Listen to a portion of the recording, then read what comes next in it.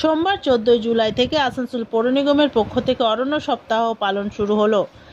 অরণ্য সপ্তাহের শুরুতে আসানসোল পৌর নিগমের mayor Bidhan Upadhyay, deputy mayor Asimul হক, চেয়ারম্যান অমরনাথ চ্যাটার্জি, মেয়র পরিষদের সদস্য গুরুদাস চ্যাটার্জি, মানস দাস সহ পৌর নিগমের বিভিন্ন আধিকারিকরা এদিন এখানে উপস্থিত ছিলেন।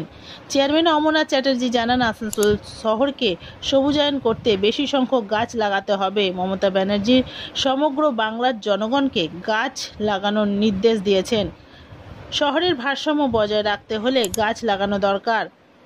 মেয়র পরিষদের সদস্য গুরুদাস চ্যাটার্জি জানান, 14 তারিখ থেকে 23 তারিখ পর্যন্ত অরণ্য সপ্তাহ পালন করা হবে। তবে আসানসোল পৌর নিগমের কার্যালয়ে কিছু গাছ রাখা, বাকি গাছ কাউন্সিলরদের দেওয়া হবে। তারা এলাকায় সবুজায়নের জন্য গাছ বিতরণ করে পরিবেশের ভারসাম্য বজায় রাখতে সাহায্য করবেন। Green Asansol, clean Asansol. আজকে আমরা অরণ্য সপ্তাহ শুরু করলাম গাছ লাগানোর মধ্যেখান থেকে, গাছ দেওয়ার মধ্যেখান থেকে। আমরা চাই শহর সুন্দর হোক, শহরের পরিবেশ ভারসাম্য ঠিক থাকুক।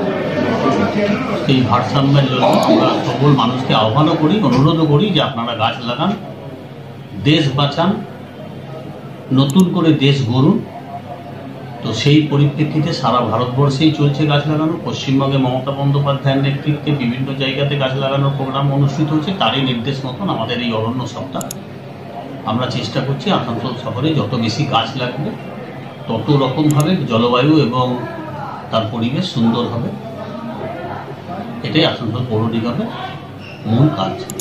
কতদিন চলবে এটা? যতদিন বর্ষা থাকবে আমরা ততদিনই গাছ বিতরণ পেতে পারে, ওই জন্য কিছু গাছ এনে আমরা রাখি।